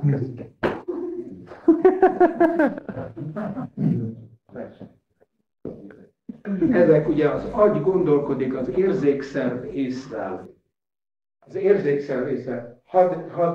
Hadd bocsátom ki a vitriolomat ez ügyben. Az agy gondolkodik, akkor azt mondom, hogy nagy baj van. Nem tudunk tovább beszélni, mert a te agyad ilyen, az én agyam olyan, és még ezt is az agy csinálja. Tehát hagyjuk abba a vitát. Sajnos ez a megállapítás is csak agytermék. Azt mondom, a legjobb, ha befogom a szám ilyen esetben. A két agy egymással, az olyan, mint két, a narancsfa és a dinnye fa egymással vitatkozik, hogy melyik a jó, melyiknek van igaza. Nem? Ha az agy csinálja, az ön agya valószínűleg más, mint az enyém. Mit tehetünk? A pragmatikusan. Nem. Egyszerűen, de még az a ötlet is, hogy a legokosabb, ha nem beszélünk, ez is az agyam terméke. Ne tessék komolyan venni, ezt is, amit most mondtam. Semminek semmi értelme, és még ennek sem, mert ezt is az én agyam produkálta. Úgy, ahogy a dinnye bokor dinnyét produkál. Hát mit lehet vele kezdeni? Nem lehet meggyőzni, hogy de jó lenne, ha nem dinnyét, hanem mit tudom én szittamot hoz. Nem. Aztán van a 9. Az én, ez a szó, hogy én. Kezdet, szabadság, kérdés, ezeket a szavakat meg. Ha megnézik a legtöbb, nagyon kevés kivétellel, minden nyelvészeti könyvből ez a két szó hiányzik, én és értés. Én nem vagyok. Ilyen, hogy én nincs. Az egy illúzió. Ez a legkülönbözőbb hangszerelésben, materialista, buddhista hangszerelésben, az állítólagos buddhista hangszerelésben, amit én is vagyok, fehér buddhizmus. Eltorzított buddhizmus. Ilyen, hogy én nincs. Én nem vagyok. Te sem. Egyébként hogy vagy? Dziękuję bardzo. Amikor ez elhangzik, hogy az én, vagy az emberi én, az csak egy illúzió, én akkor vagyok a legboldogabb. Én azt mondom, remek, és kinek az illúziója? Mert az, hogy egy illúzió, az csak úgy önmagában sétál a világban, anélkül, hogy egy gazdája lenne, azért ez mégiscsak egy nagyon merész ötlet. Érthető, hogy mit mondok? Hogy illúzió anélkül, hogy valakié lenne. Ezt versbe lehet mondani, a Rilkének a sírján van egy ilyen, hogy senkinek álma lenni, de ez csak vers, ő tudta legjobban, hogy ez micsoda paradoxon. Az, hogy egy illúzió anélkül, hogy valakié lenne, tetszik érteni? Mondjuk egy tévedés, az is, a tévedés is olyan dolog, hogy kell valaki, aki téved, mert úgy, anélkül, hogy képzelik a tévedést? Vagy az illúziót, hogy nincsen egy én, akinek illúziói vannak, csak úgy az illúzió magában. A Morgensternnek van egy ilyen verse, hogy egy térd magában járja a világot. Erre célzott, hogy én akkor vagyok legboldogabb, ha valaki azt mondja, az én csak egy illúzió, rögtön nekem ki. Szóval, ha valaki beszél, nem azt mondjuk, hogy valami beszél, nem valami beszél. Nagyon jól el tudjuk ezt határolni, a két dolgot. Tehát ezt úgy hívjuk, hogy Odysseus, ennek a neve tűnik, amikor Odysseus megkérdezte a megvakított Küklops, hogy hívnak, azt mondta, senki. Senkinek. Na aztán, mikor kiabált segítségére ez a megvakított Küklops, akkor kérdezték a társai, hát ki bántott? Senki. Hát akkor mit akarsz? Ez az Odysseus. Én nem vagyok. Te sem.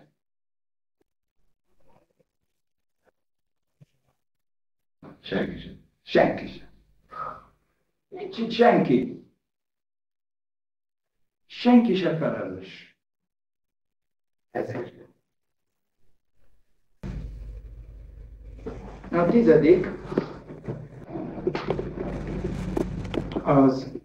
azt említettem, empirizmus csak közvetítetlen tapasztalás irányában lehet. Tehát amit empíriának hívunk, az az, hogy az érzéki tapasztalás az. De egyébként hadd térek vissza még egy pillanatra erre az énre. Az érzékszervek ugyanis önmagukban nem észlelnek semmit. Ezt nem csak azzal tudom bebizonyítani, hogy mikor ezt leteszem ezt a szemüveget, gondolják, hogy ez lát. Ózon, szerinted? Hogy? Csak megkérdezem. Ja, igen. Vagy ha mondjuk nekem hallókészülékem lenne, nincs, de mondjuk áram alatt az éjjeli szekrényemen tartanám, gondolják, hogy a halókészülék hal. Ez sem. Az se. Na de az olyan, jó, hát ezt a szemedet nem tud így kirakni. Az igaz. Viszont Ilyen tudok, szürrealista kép, hogy le volt téve egy szemüveg, és azon a két szem, és az is le volt hívva. igen, de mást tudok csinálni, és csinálunk is, és különösen az iskolában fordul ez elő, de nyilván úgy előadás közben is észlelem ezt a jelenséget, hogy mondjuk valaki így teljesen egyértelműen rám néz. Szóval a két szeme fókuszában én vagyok biztos, és én tökéletesen biztos vagyok abban, hogy se nem lát, se nem. És az iskolában is előjön, és a tanár is, a tanító is rögtön tudja, megkezdeni, mit mondtam. Kérem szépen, ez nem is olyan nevetséges, mert végül is, ha én beszélek, én a levegőben longitudinális hullámokat gerjesztek, amelyek eljutnak az önök dobhártyára. A dobhártya rezgésbe jön, és ezek a rezgések az idegpályákon keresztül biztos elérik az agyat, a kutya fáját. Hát hogy nem tudják, hogy mit mondtam. Hogy nem hallom. És nem csak, hogy nem tudják, mit mondtam, de abszolút nem hallottak semmit. Én velem is megesik, elmegyek egy rossz koncertre, én úgy el tudok onnan koncentrálni, hogy nem hallom azt a rossz játékot. Van, aki ezt ilyen fülhiasszal írja, de nekem erre nincs szükségem, mert én egyszer csak elmegyek a figyelmemmel, amit régebben úgy hívtak, hogy én. Még a gyerek azt mondja, mikor a gyerekkel van így, akkor azt mondja, hát hol voltál? Az uszodában. Ott ült előttem. Az uszodában voltam. Mármint, hogy azért nem hallott, mert ő ott volt képzeletben a figyelmével, az énnyével, az uszodában. Ez játszik könnyedségen, bárki megcsinálhatja. Hadd zárom azzal, hogy annyira így van, egy évet töltöttem Göttingenben, van egy széles út, a Bürgerweg, ami az egyetemi negyedet, rendkívül híres, nevezetes egyetemi negyedet, ott fantasztikus nagyságok fordultak meg, matematikában, fizikában, kémiában is. Tehát ezt a negyedet egy széles út választja el a várostól. A város faltól kívül esik ez, és amikor Hilbert, ezen századnak ugye a három legnagyobb matematikusok közül egy, átkelt az úttesten, akkor leállt a forgalom.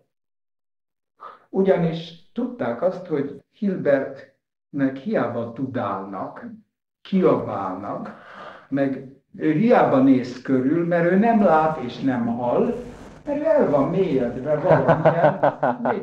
valamilyen matematikai problémába, és miután mindenki tiszteltet is tudta, hogy ez egy világhír. Ezért a forgalom inkább leáll. Látták, hogy jön Hilbert, leállt az egész, vagy jobbról, balról, megvárták, míg áthaladt szépen, és akkor megindult a forgalom. Miért? Azért, mert a szórakozott professzor, de ő nem szórakozott. Ő egyszerűen csak másút volt. Ő nem hallotta a dudálást, hallotta a kiabálást. Hát nem fantasztikus, és még azt mondjuk, hogy az érzékszervek észlelnek. Hát frászkarikával. Én észlelek az érzékszerveken keresztül, ha ott vagyok az érzékszervek mögött. Tetszik érteni? A mögöttet ne tessék most nagyon komolyan venni, hogy a térben valahogy, szó sincs róla. De én vidáman el tudok vándorolni onnan. Az én érzékszerveim változatlanul célba veszik azt, amit célba vesznek. A fülemet sajnos nem tudom behújni sem, adott esetben, ez kevés ember tudja megcsinálni, ami nagy kár néha. És viszont elég az, hogy nem vagyok ott. A figyelmem elfordul, másút van, Prágában van, vagy mit tudom én, Új-Zélandban van, és már nem látok, nem hallok. Fiziológiailag minden bekövetkezik. Tetszik érteni? Megakadályozhatatlan. Magára nézek, a szememben fantasztikus kémia megy végbe, ekközben tovább csavarodik egész az agyban, és mégsem látok. Hát nem ugarak verődnek vissza, ezek behatolnak a szemelencsébe, ugye? Ott megfordul az egész, és valahol egy sötét kamera hátsó falán, hol van ez a sötét? Mindegy. A sötét kamera hátsó falán egy kicsintett fordított kép jelenik meg. Mindenki ismeri ezt az ábrát, ugye? Emlékeznek? Egy fa. Az én kérdésem az volt, hogy ki látja ezt a képet? Most kezdhetünk előről, létrejön egy kicsit fordított kép, hát oké. Na de valaki látja, kedve a kis mamú, valahol, tehát legyen volt, nézni, aha, visszafordul. Na de őnek is látni kell, tehát kezdhetjük előről, ő szemmel, előről. Köszönöm szépen a figyelmüket.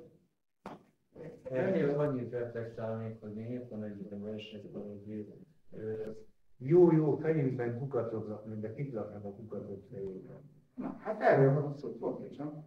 A kis mamú, próbáltam valahogy, hogy hát valakinek ezt látni. Akkor az, hogy ott keletkezik, vagy nem, amellett ennek sok ága boga van, kb. 6 gondolatsziba van ebben a fiziológiai érzékelés elméletében. Azt hiszem, 5 vagy 6, nem tudom hirtelen. Ez az egyik. Csak az egyik. Hát köszönöm szépen, én mostan elmegyek. Hát nem. Kérdése? Hát, Jó kérdés. nem. Én szeretnék lenni a harmadik. Vagy? Én szeretnék lenni a harmadik, Harmadik mi? aki közbe fog bázik, vagy kérdem. Szeretnék 2-ket.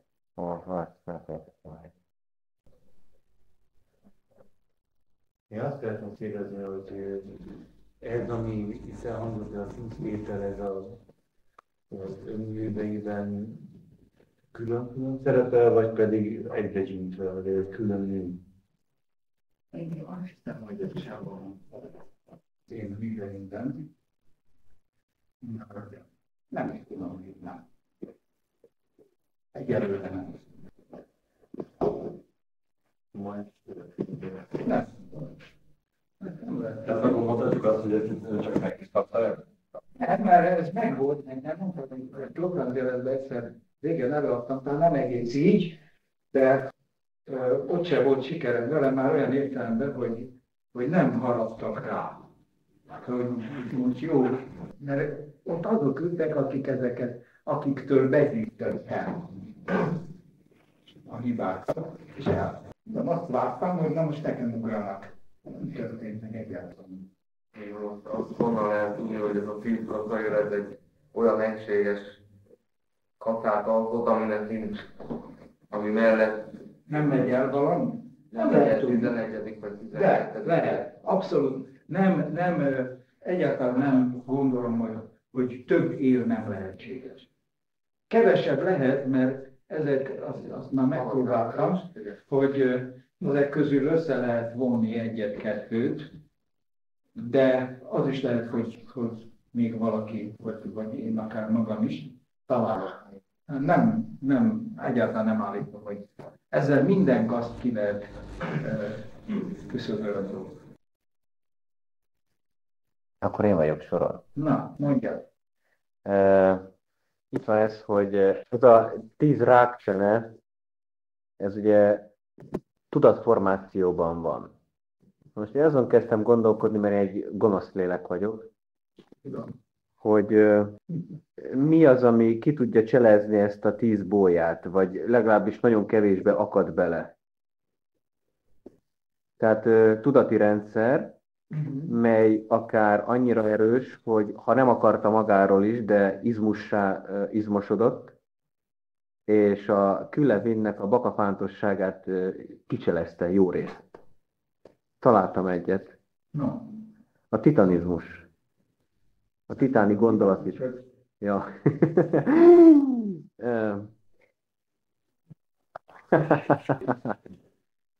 Hát a Nietzsche művei, Nietzsche, a Don Quixote, most tényleg egy kicsit zavarba jöttem, hogy Kattó. Én azt gondolom, hogy a titáni életvitel, mely gondolati rendszer, ezt a 10 rákfenét eléggé jó arányban tudja kicselezni, és nem igazán tudnék mondani egy másikat. Na most van még egy életvitel, amelyik ennek eléggé jól ellen tudna állni, és ez maga a vallási életvitel. Ez azért mondom, mert az is dogmatika alapjaira épül, és most nem az olyan dologra gondolok, amikor valaki vallás nélkül is kvázi vallásos, most hadd ne menjünk ebbe a kifejezésbe jobban bele, hanem ténylegesen, teoretikusan mondok egy példát, megbérmált, nem tudom, végment ezeken én például konfirmáltam felnőtt fejjel, hogy a titáni életvitelen kívül már csak egyet lehetne mondani, de az meg nem szabad. Mert ott ugye a másik világnak való eljegyzettség jegyében él az világban az ember. Tehát az már egy kicsivel nagyobb sérüléssel halad át ezen a kellemetlen dolgon. Nem halad át az egyáltalán. A vallási életvitel? Legalábbis ami dogmára épül, az nem. És például, hogy az a dogma áthalad-e ezen, most vegyünk egy kevesebbet, jó? Azt mondja a Szerbantal, hogy a legnagyobb káromkodás egy vallásos ember számára, aki ugye magát szolgának nevezi, az, ha azt mondom neki, hogy van világ. Mert a Mircea Eliade azt mondja, hogy a teremtés legnagyobb ereje mégis éppen az, hogy én egy vallásos embernek azt mondhatom, és joggal mondhatom, hogy van-e világ. A teremtés annyira erős, hogy akár még ezt is elképes viselni, bírni. Azért ez azért egy nem rossz mondat. Szóval hiába ez egy dogma, ez egy baromi erős mondat volt, és nagyon sok ilyet lehetne mondani. Hogyha például azt mondom, ami a kedvenc költőmnél van, hogy vagyok az egy, vagyok a kettő, vagyok az i és a fa elem. Az öl és az ágyék. Tehát vannak olyan mondatok, amelyek rendszeré szerveződnek, utánuk új életre kelnek, mint valami, nem szeretem ezt a szót használni, most nagyon megy ez a szalon ezüttérje, mint egy mantra, életre lobban. Vannak olyan dolgok, amelyek igenis, hogy elvi megváltoztató erejű tartalmak, mégis ezeket az én általam is, szóval 101%-ban egyetértek Komám urammal, amikor azt mondja, hogy ez a 10 rákfene van. De van egy-két dolog azért, ami bizonyos arányban azért ezeket a külevindi dolgokat kicselezni képes. Hát reméljük. Hát tudom, hogy reméljük. Reméljük, hát hiszen arra való. Na jó, csak most úgy ültél le, hogy most lehúzhatjuk a rolót, mindannyian, ha amerikaiak, ha magyarok vagyunk, a 10-ből legalább 9 minden nap ott operál bennünk. Én nem tudom, hogy ezt a benyomást keltette, amit mondtam, mert én ezt azzal a céllal mondtam, hogy ezek ugyan rendkívül gyakran előforduló gondolathibák, de már maga az, hogy rá lehet jönni. Ez azt jelenti, hogy van egy gondolkodás, amelyeket ki tudja kerülni. Bőven. És ez a cél. Tehát itt nem az volt a cél, azt mondja, na hát ezért nem lehet gondolkodni, mert ez ugyanolyan öngyilkos gondolat, nem mint amit már egyet-kettőt említettem, hanem pontosan az, hogy ki lehet alakítani olyan gondolkodást, ami abszolút mentes ezektől a hibáktól. És gondoltál te már, hogy ezeket a kaszacsapásokat természettudósoknak előadni? Mert azt hiszem, hogy ők azok akik a leggyakrabban betegek. Hát abban a pillanatban, amikor kilépnek a szakmáikból, akkor igen, rögtön, abban a pillanatban rögtön benne vannak, és erre számos példa van ma is, mert éppen ez ugyan most egy kicsit újra neo-reneszanszát, vagy reneszanszát éli, hogy állítólag ugye az okság elve az kicsit úgy dácsolott a Heisenberg körül, és ezért lehet emberi szabadság, amire egy amerikai tudományszociológus, úgy hívnak, hogy P.L. Berger, a megjegyzést tette, hogy a lyukak az okság harisnyáján még nem jelentik az emberi szabadságot. Érthető, mit mondom? Tehát az, hogy nem teljes az okság, állítólag, ma ez is nagyon fizikusok körében, ez ma is nagy kérdés, hogy itt azért nincsenek-e rejtett paraméterek, meg így, meg úgy, de ez teljesen mellékes. Ahhoz, hogy szabadságról beszélünk, az emberi énről kell tudni, mert csak valaki lehet szabad, nem valami. Na most tehát amit én mondani akartam mindezzel, az az, hogy nagyon is létezik, már maga az, hogy felfedezhetők ezek a hibák. Mutatja azt, hogy van egy olyan gondolkodás, amely igen, ezt meg tudja kerülni. Ha nem volna ha egy hiba nem megkerülhető, hogy úgy mondjam, feltétlenül bekövetkezik, arra soha senki nem jön rá. Érted, hogy mit mondok? Tehát, hogyha mindenki benne van, mondjuk, hogy mindenki Mint a lapos náthás, Mint a lapos a lapos lény esete tökéletesen így van, ez a példa. Tehát ha mindenki influenzás egy helyen, ott senki nem jön rá arra, hogy valaki influenzás, hanem ezt úgy tekintik, hogy ez a normális. És aki netán nem köhög eléggé, ezt bevonták. Hogy hadd köhögjön, mert ez valami eltérés a normálból. Ami egyébként nagyon gyakran megesik, szóval ez csak egy kép, de kifejezetten megesik az, hogy megpróbálják az illetőt rávenni arra, hogy hadd betegedjen meg, de azt nem tudja senki, hogy ez betegség. Tehát a diagnózis az, amiről tudjuk, hogy diagnózis. Ha a diagnózis normának veszük, törvénynek, akkor baj van. Érthető?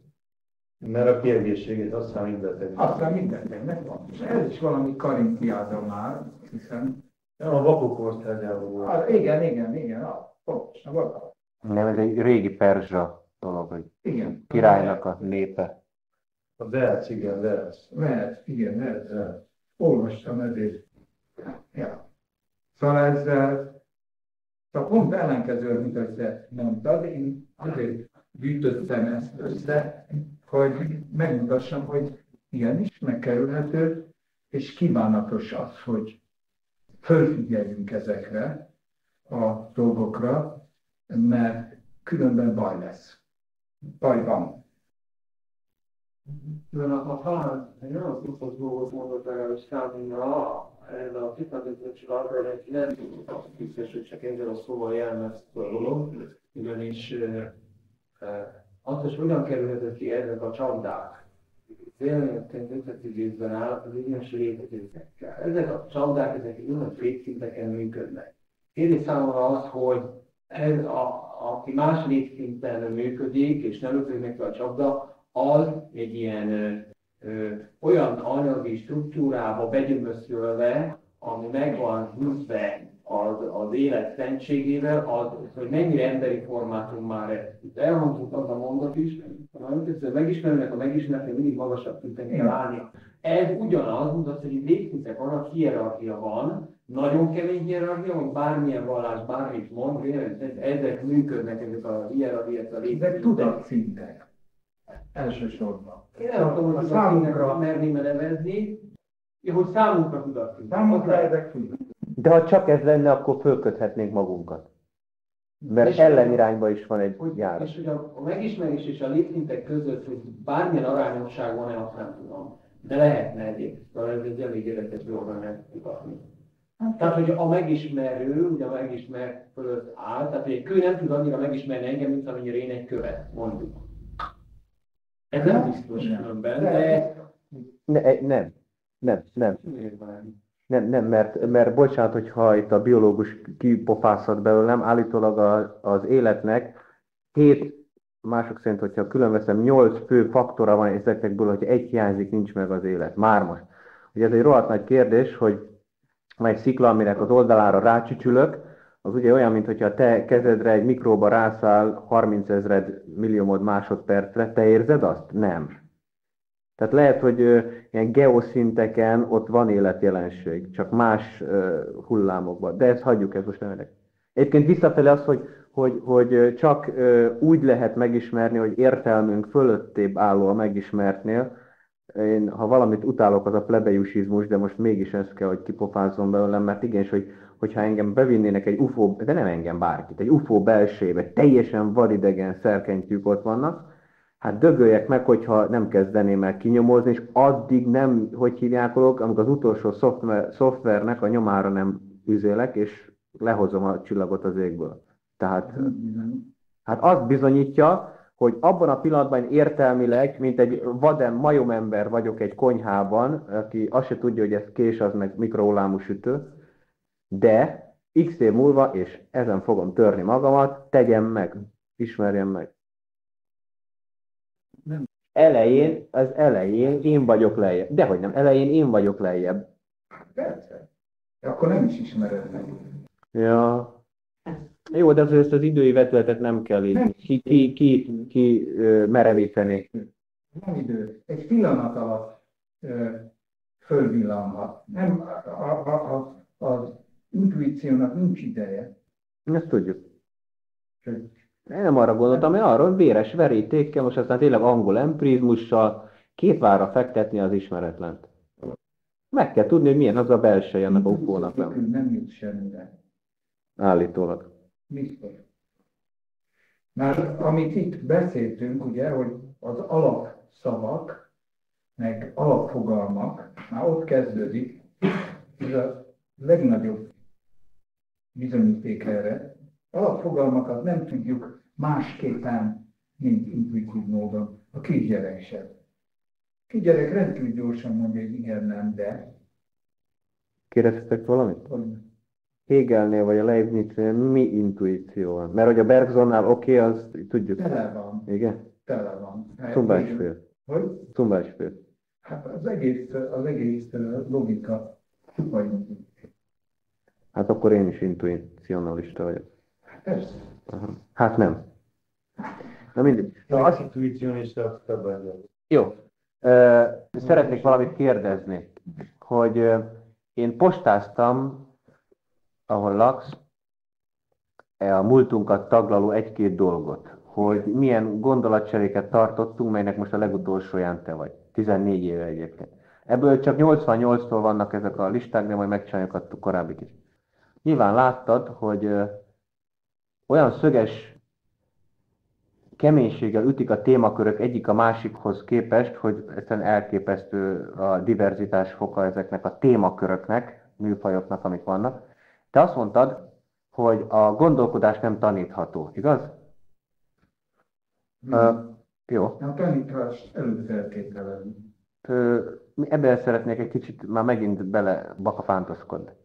Most én azt gondolom, hogy mi jobbadán elsődlegesen olyan Istentől elszakadott platonisták vagyunk, hogy én azt gondolom, hogy ha az ember gondolatcseréket rendszeresen folytat, amelyek végül is arról szóló történet mások mellett, hogy az ember hogyan legyen unideologikusan szabadlátó, lényeget átadni képes, nem pedig bableves, tulajdonképpen sokkal több értelme van a rendszeres gondolatcseréknek, semmint konkrétan a maguk tárgyának. Ezt azért mondom, mert szép fokozatosan az olyan ember, aki rendszeresen jár gondolatcserékre, kontra azzal a egyfejtői ikertársával, aki viszont nem.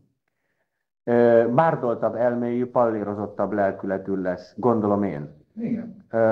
Akkor viszont mégiscsak az áll fenn, hogy ez a Platón nem volt hülye, meg mi se igazán, mert mégiscsak azért a gondolat, a gondolkodás, és állítólag a Heidegger, ugye a filozófiáról, a Denkerre akarja tenni a hangsúlyt, azért, és ezt a múlt heti rádióadásban is mondtuk, hogy végül is ez a gondolatcserélés éppen, hogy a gondolásnak, a gondolkodásoknak nem csak hogy iniciálása, és méghozzá unideológikusan, hanem rendszeres csinálása is. Tehát, hogy végül is... Hogyha végül gyakorol, de éppen szeretném mondani, hogy nekem régebben volt, vagy 15 évvel ezelőtt egy tanulmányom arról, hogy az intelligencia honnan van, meg milyen származású. Hogy én is oda jutottam ki, hogy levezethetetlen egy pont után. Na már most. Ezzel szemben viszont nevezzük ezt el, és akkor mindenki érti, felokosulás. Ebben a pillanatban találtam. Felokosulás. Ebben a pillanatban találtam ki ezt a szót. Igenis, hogy képezhető, de akkor viszont éppen, hogy a gondolkodás fejlesztés. De van egy előfeltétel, az, hogy már tudsz gondolkodni. Nem tudom. Mert az, hogy összefüggéseket föltár, a probléma megoldásra jutok, az még nem gondolkodás. Mit? Arról van szó, hogyha valamit megszélünk, akkor benne szempontok szerint csak. Na de akkor eljut, vagy pillanat, hadd válaszoljak, de akkor a tyúktojás problémához jutsz el, nem? De bár?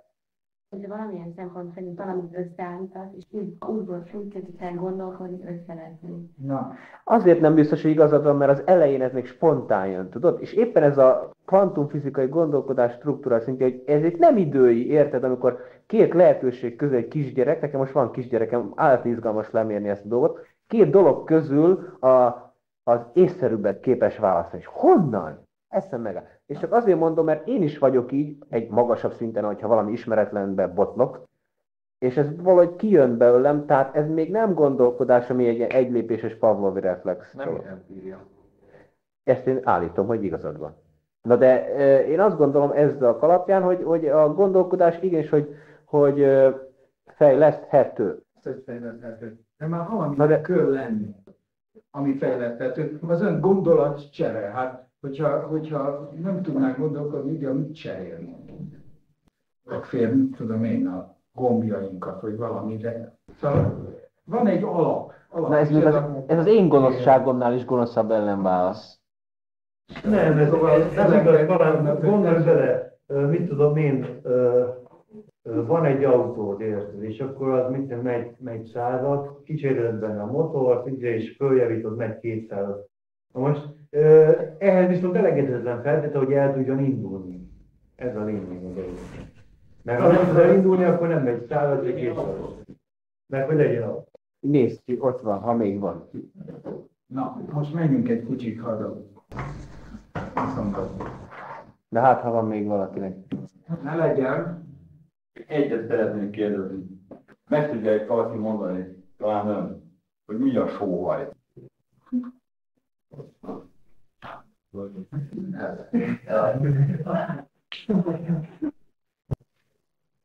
Wow.